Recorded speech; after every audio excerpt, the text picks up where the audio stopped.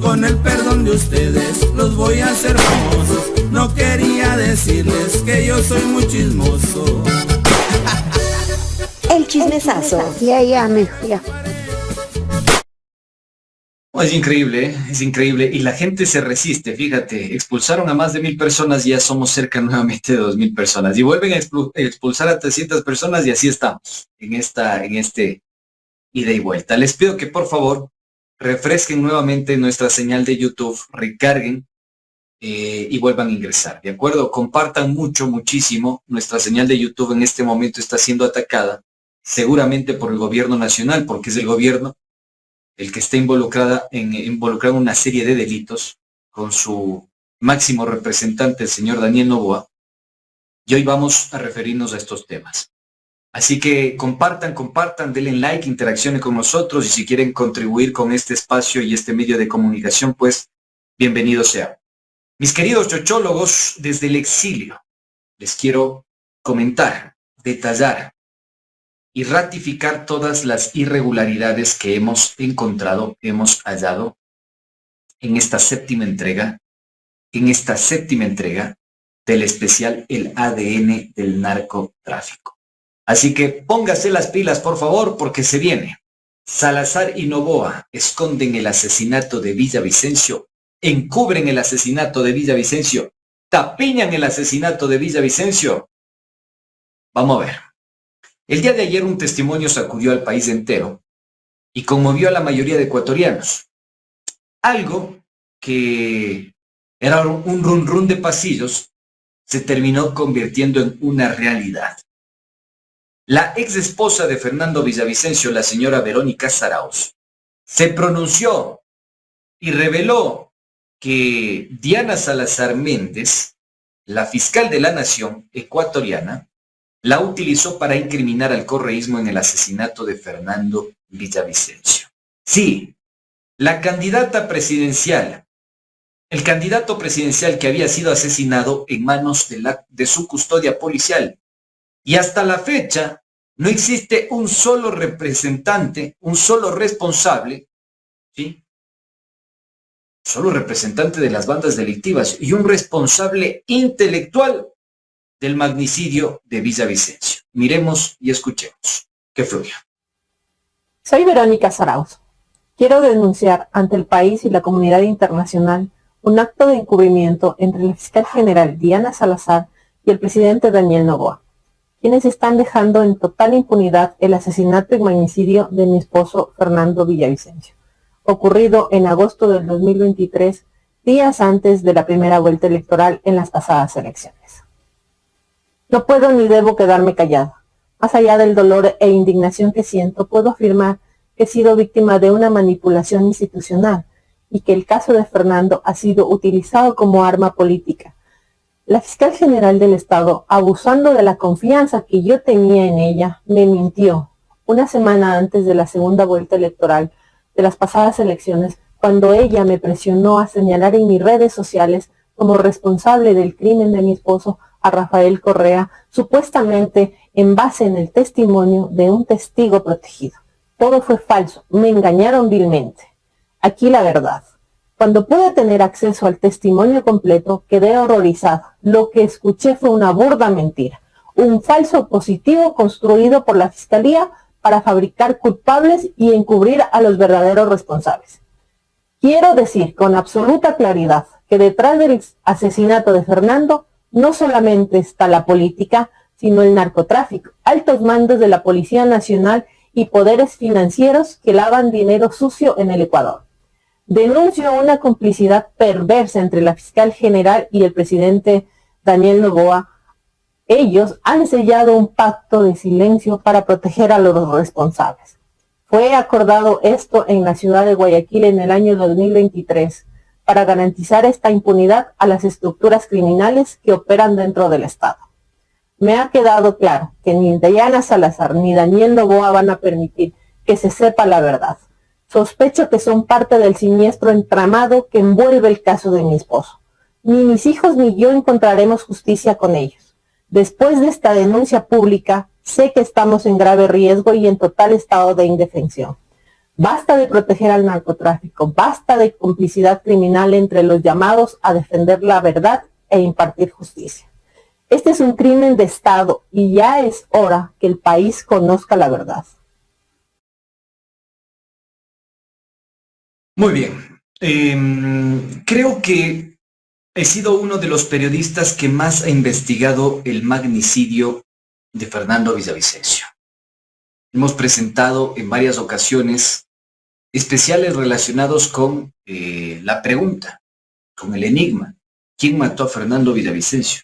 Encontrando una serie de irregularidades desde la materialización, ¿sí?, y extracción de información de los teléfonos celulares de los gatilleros hasta la disputa por el teléfono celular de Fernando Alcibiades Villavicencio Valencia.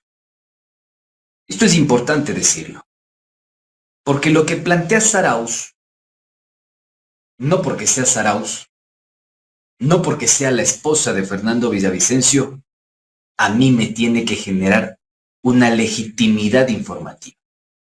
Al contrario, está sujeto a la verificación. ¿Y cuál es el patrón que yo identifico en esa o en dicha verificación? Los vínculos de Daniel Noboa con el crimen organizado. Pero antes, revisemos pues. Esta declaración se da y cala muy hondo en un escenario político electoral, en el actual escenario político electoral. Así como también resultó el magnicidio de Villavicencio en medio de un contexto muy similar. Las hijas de Villavicencio han rechazado la declaración de la esposa de Fernando Villavicencio. Yo no me voy a meter en esos líos de familia. Yo sé que esa familia es, adentro hay una pelea a dentes dadas. Puede ser por platas, puede ser por, no sé, bienes, no sé, legitimidades, capital, qué sé yo.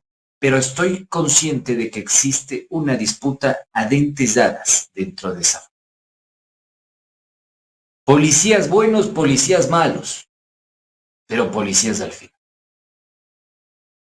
Tanto Amanda como Tania Villavicencio aseguraron que se trata de un cálculo político. Sin embargo, no se entiende esta postura cuando el 28 de junio de 2024 la misma señorita Amanda Villavicencio cuestionó a la bancada del oficialismo por catalogar el crimen de su padre como delincuencia común. Miremos y escuchemos, que fluye. Pero estos asambleístas hicieron eso no porque son tontitos, no porque son corruptos y están encubriendo a sus propias bancadas. Y claro, por eso empecé por el tema de Adrián Castro. Me da mucha pena que él se haya prestado para presentar un informe que además viene de la bancada de gobierno. Eso es aterrador, porque ya un 9 de agosto el presidente Daniel Noboa, que ahora es presidente, en ese momento no lo era, publica un tuit que dice: este es un asesinato político. Yo lo publiqué en mi cuenta de Twitter también para que no lo vaya a borrar, como ha borrado otras cosas que yo andaba buscando y ya no están. Y ahora, 10 meses después, su bancada presenta un informe en el que dice que es un crimen de delincuencia común. Entonces, en estos 10 meses... algo le pasó, y no digo que antes era chévere, solo digo que en estos 10 meses algo más grave le pasó al presidente. Y ahora él está en contubernio con las otras mafias. ¿En serio? Ojalá que no. Entonces uno dice, ¿qué onda? ¿Por qué sales a desmentir a Zarauz cuando meses atrás, en junio de 2024, decías todo lo contrario y responsabilizabas a la gente de la bancada oficialista de hacer un mamotreto sobre la muerte de tu padre? Son cosas que, insisto, yo no quiero meterme en los líos familiares, no me interesa. Lo que estamos analizando acá es la coherencia de este asunto. Incluso cuando se filtraron los chats del teléfono de Fernando Villavicencio, yo lo cuestioné. Esa no es la materia y no es la forma en la que tiene que operar el periodismo. No es simplemente la filtración no. Es el análisis de la data, de los datos, de la información que se presenta ahí.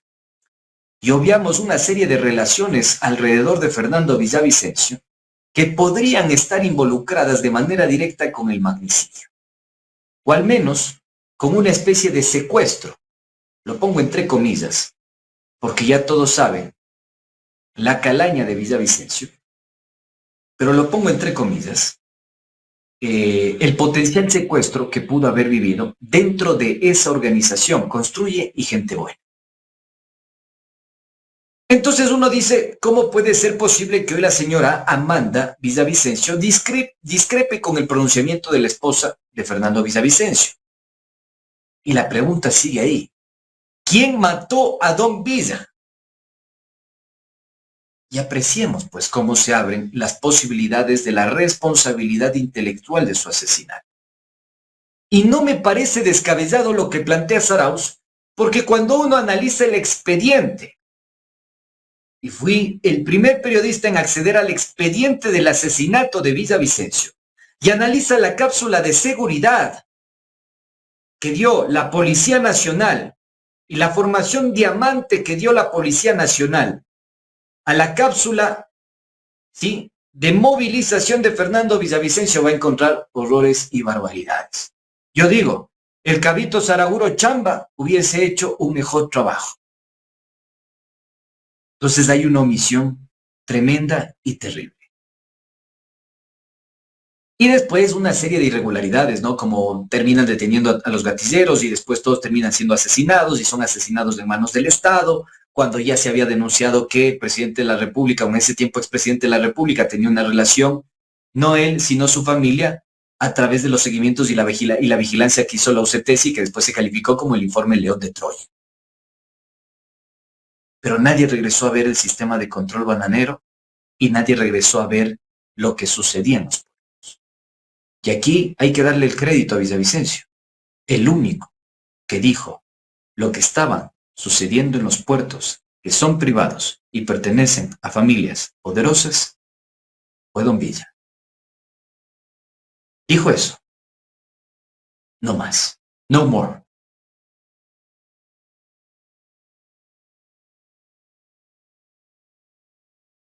Tengo en mis manos una de las versiones que tampoco ha sido investigada por la Fiscalía General del Estado. La misma que fue rendida el 22 de septiembre de 2023 a las 10 a.m. Y en presencia de la fiscal de la causa, la señora Ana Hidalgo Guayaquil, que dicho sea de paso ni siquiera es especialista en estos temas, sino en lavado de activos. En el mismo testimonio se daban detalles de algunas cosas espantosas, por decirlo menos. Incluso a este testimonio tuvo acceso el FBI, Inteligencia Militar de las Fuerzas Armadas, que también conoció el caso. Les tiro el apellido del oficial, el teniente Endara del Ejército. Según me lo contó la fuente protegida, con quien tuve una conversación, y aparece en este documento. Póngalo en pantalla, por favor. Fíjense ustedes, voy rápidamente a la parte subrayada, donde se dice con absoluta claridad: yo estaba prevenido para formar parte de su equipo de trabajo para la semana del 23 de junio de 2023. Aproximadamente se solicitó unirme al equipo de trabajo de Fernando, porque tengo entendido que romper relaciones con el equipo de trabajo de la persona aquí presente, Antonio López. Creo que el 30 de junio tuve una reunión privada con Fernando, en donde en palabras textuales me dijo: necesito tener ojos en mis espaldas. Quiero que tú seas mis ojos. Me planteó una situación en donde me dice que el partido político dispone de algunas situaciones de las que no estaba conforme. Como tengo una empresa de marketing, hice una proforma y fue aprobada. Venía a subsanar unas falencias estructurales del ejercicio de la mercadotecnia política, a lo que él le sumó un favor personal en palabras textuales. Necesito que me ayudes porque me están trabajando desde adentro. En este punto, no confío en nadie. Y cito nombres. No confío en Panchana, no confío en los López y cada vez menos en Zurita. A mí todo esto me impactó demasiado.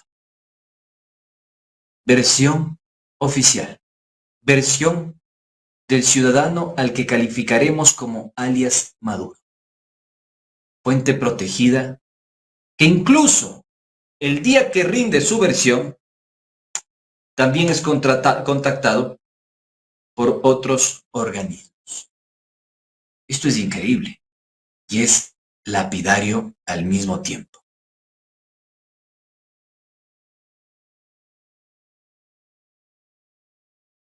¿Les parece o no les parece?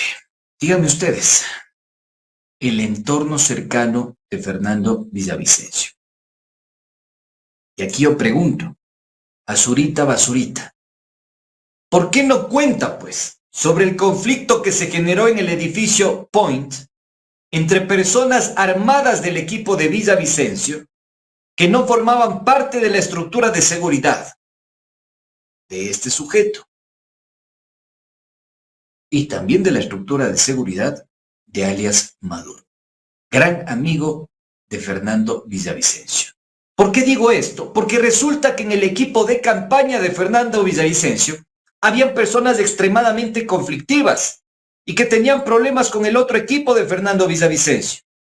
Es decir, que existía gente que respondía a Zurita y gente que respondía a Villavicencio y gente que respondía a otras personas y que podrían tener vínculos muy oscuros. Miren lo que dijo alias Maduro, quien ha sido amenazado de muerte después de estas declaraciones. Póngalo en pantalla, por favor.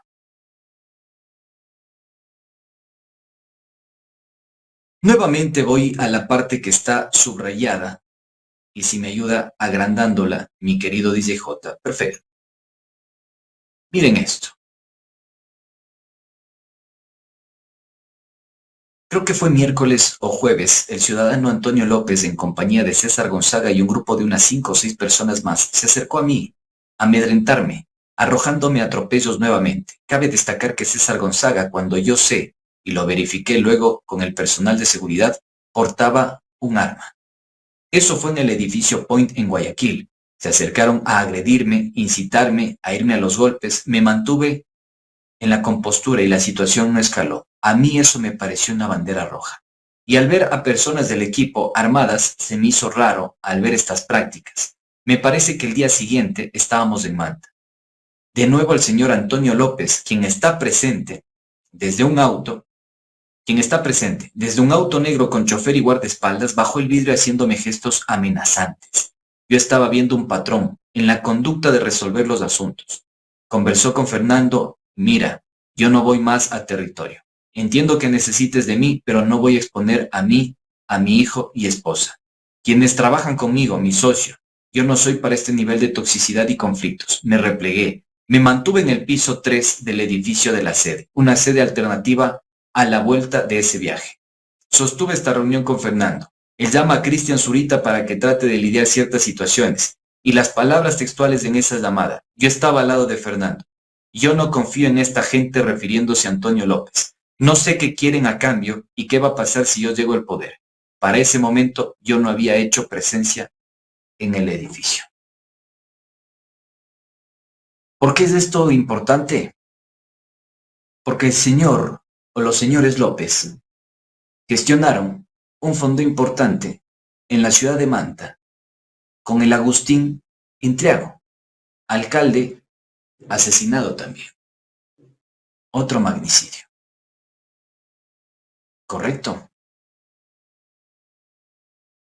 Y vamos ampliando la estructura de relaciones. Resulta que a Villavicencio lo estaban trabajando desde adentro, desde la profundidad de su organización política que auspiciaba su candidatura. De hecho, la gente de Zurita, o al menos la gente que respondía a Romo, Zurita, Pachana, directivo del movimiento, gente buena, no permitían el acceso a la agenda de Fernando Villavicencio. Me refiero a la territorial. Y de hecho lo acaba de confirmar en un trino, porque la señora Pachana interpeló directamente la declaración de Verónica Zarauz.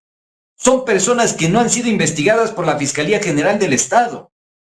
Entonces, el equipo de seguridad de Villavicencio no podía manejar y coordinar acciones de protección a favor de este señor que se dedicaba a vacunar en el oficio periodístico.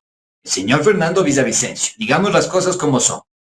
Sin embargo, La cosa escala cuando Zurita decide acudir a la oficina del consultor conocido como alias Maduro para los fines pertinentes. Insisto, nombre que empleamos para garantizar su protección. Mire lo que dice y hace Zurita en plena contienda electoral. Póngalo en pantalla, mi querido DJ-J. El señor Cristian Zurita fue a mi oficina en el edificio, tuvimos una discusión acalorada en el piso 3, le fui bien claro con él. Esto no es una fiesta de pueblo, esto es una campaña presidencial, están sobreexponiendo al candidato sin giras de seguridad y van a ocasionar una desgracia. Eso se lo dije en presencia de mi equipo de trabajo y de todo el buró político. Están haciendo una apuesta demasiado grande con una vida humana. Esa misma semana hay que entender que más se acercaba la fecha, se acumulaba el estrés, ansiedad, nerviosismo para todos. Esa misma semana, Cristian Zurita vuelve a ir al edificio y comentó en una reunión que se iba de viaje unos días a Colombia por temas personales. ¿Correcto?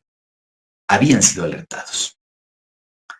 Pero quiero que conozcan más información al respecto porque hubo un incidente en la provincia de Santo Domingo de los Áchiras. En esa provincia, Villavicencio mantuvo una reunión con un empresario en medio de lo que sería una fábrica, un supuesto canchón, donde se depositaba contenedores, lanchas y demás. Contenedores, lanchas y demás. Resulta que la Fiscalía General del Estado arranca con las preguntas y dice esto. Póngalo en pantalla, mi querido DJ-J. Quiero que analicemos las preguntas de la fiscal Ana Hidalgo Guayaquil y que ustedes mismos se digan si esto se conoció, se hizo público o se abrió pistas sobre los supuestos magnicidas, tomando en consideración que la fuente que mencioné, alias Maduro, casi se va a los golpes con Cristian Zurita. Pongan atención a esto. Miren ustedes la pregunta que hace la señora fiscal. Menciona en su versión que el señor Villavicencio le indicó que me estaba trabajando desde adentro. Detalle a qué se refería desde adentro y qué personas estaban trabajando. No indagué. Lo que sí me dijo que había personas que no le importaba si gana o no. Simplemente están sacando al máximo provecho de oportunidad. Insisto, cuando yo veía a Fernando preocupado, yo no quería saber. No tengo el mismo estómago que tenía él para manejar el estrés. Le manifestó nombres de las personas que se refiere a la respuesta anterior. No me dijo nombres, yo lo asumí en ese momento como discrepancias políticas. No me imaginé otro escenario de riesgo. Solo quieren aprovechar el momento que dé mayor relevancia. No le vi como amenaza a su seguridad específicamente ese aspecto. Indique la fecha del viaje a Santo Domingo. Después de ese viernes, el 30 o el 1 de julio. Usted manifiesta en ese viaje a Santo Domingo, tuvieron una reunión que no era apto para mantener esa reunión. No tengo la más remota idea. Sé que fue a las afueras, porque era del lado de una carretera. Era pasado a las 9 o 10 de la noche, estuvimos bastante tiempo ahí. ¿Qué tipo de inmueble era? Era como casa, al mismo tiempo que se guardaba camiones grandes, lanchas, lo que yo referí que era una empresa de logística de algo. Si no sabían las personas de seguridad, menos sabía yo en dónde estaba. Usted manifestó que eso no estaba dentro de agenda. En la agenda decía solo conversatorio con empresario.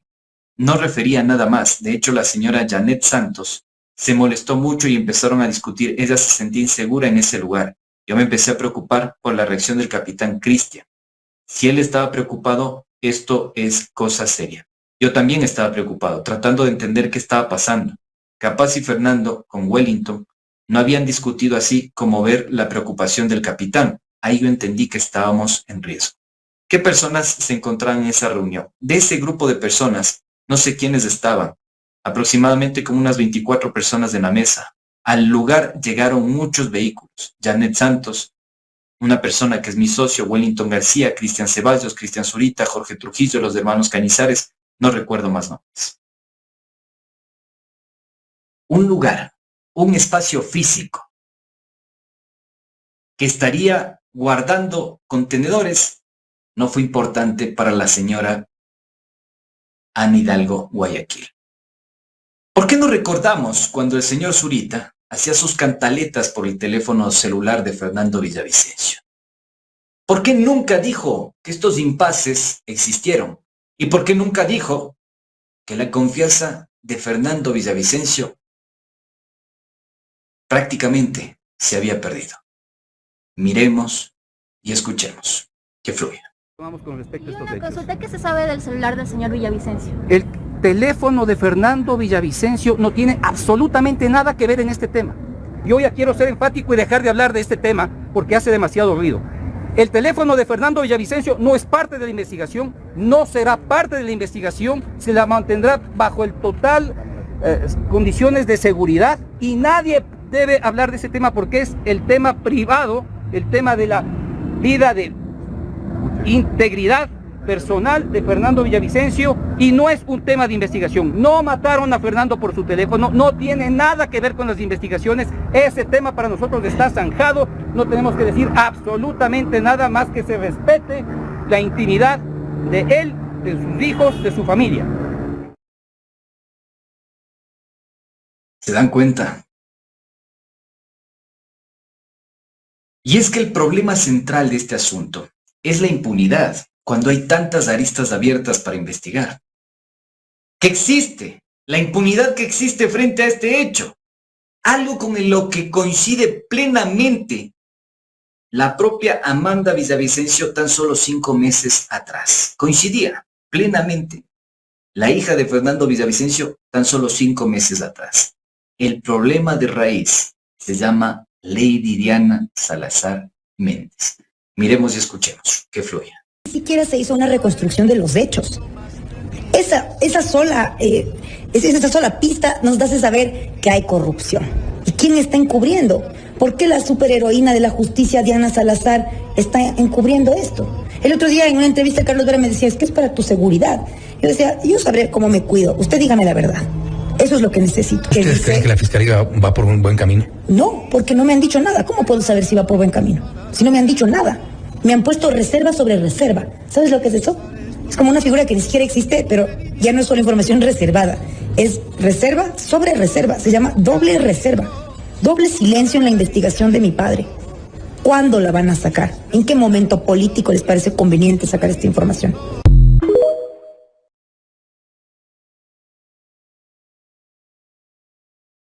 Ustedes se preguntarán, ¿y esto cómo se conecta con el caso de tráfico de droga de las empresas del presidente Daniel Noboa? No es una, no es dos, son 3. 2020, 2022, 2024. ¿Qué pasó con la comisión ocasional que iba a investigar el caso de Fernando Villavicencio, conducida y encabezada por el señor Adrián Castro? Y recuerdo claramente que cuando yo le facilité la información y la documentación a la legisladora Mónica Palacios, se armó terrible zafarrancho e impasse entre Mónica Palencia y Palacios. Porque habían asesinado a los gatilleros que asesinaron a Fernando Villavicencio en manos del Estado, en la penitenciaría del Litoral. ¿Tiene asidero lo que dice Sarauz? Por supuesto que lo tiene. Por supuesto que lo tiene.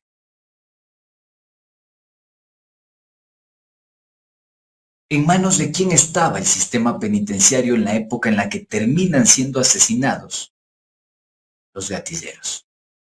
Con la presencia de un hermano que fue general de la Policía Nacional, coronel del Ejército, de apellido Carrillo.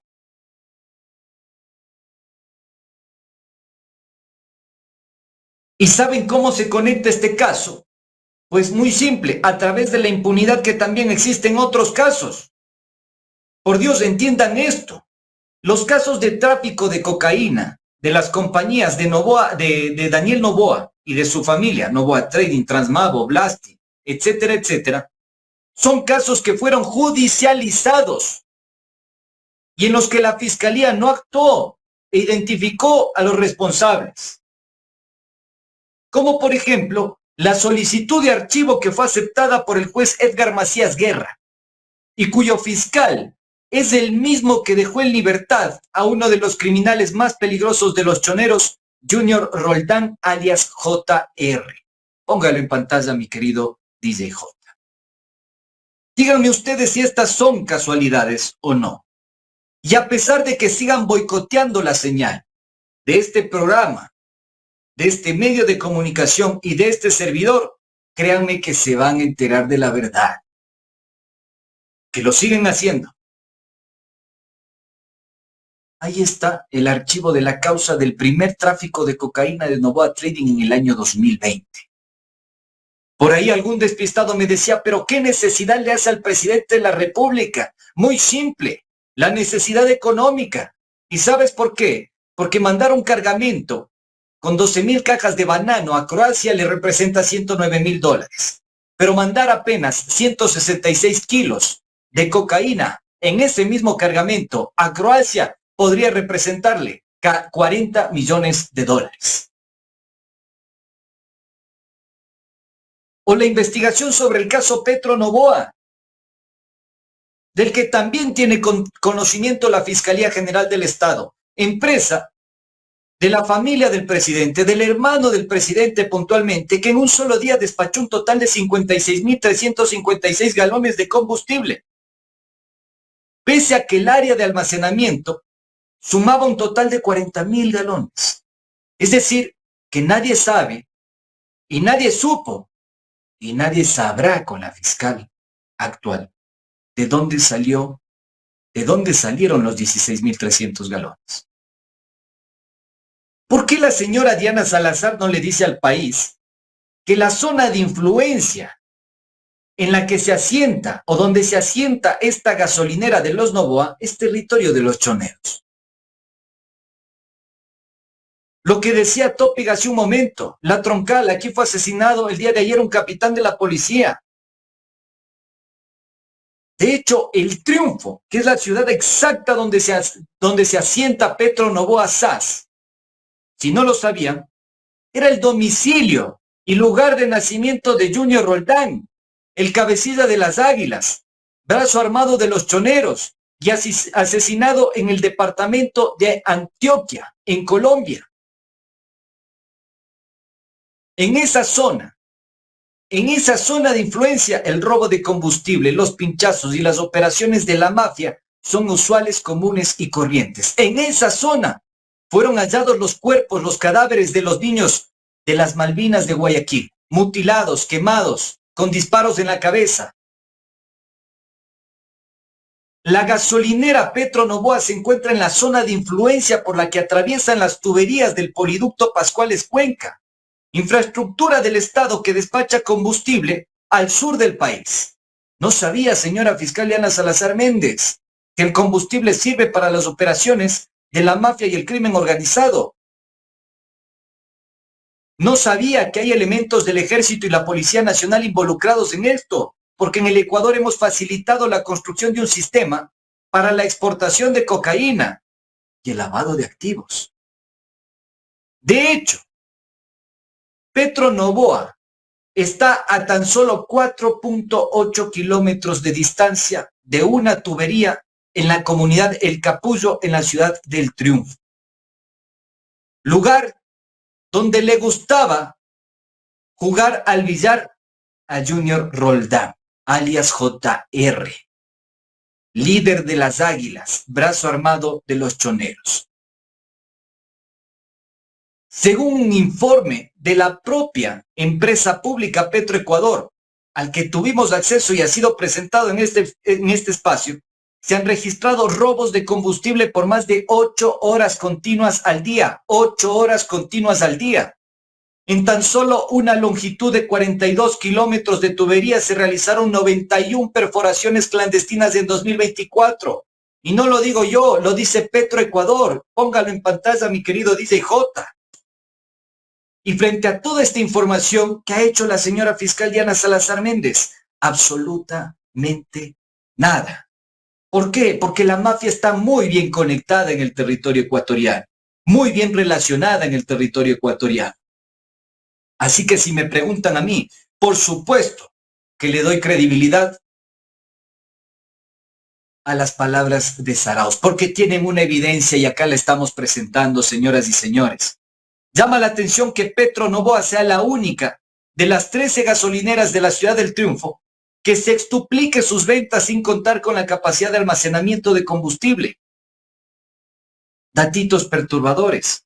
En cuanto a las pérdidas económicas del Estado ecuatoriano, este informe indica que en el año 2024 se registraron un total de 143 perforaciones clandestinas y en 2023 se detectaron 59.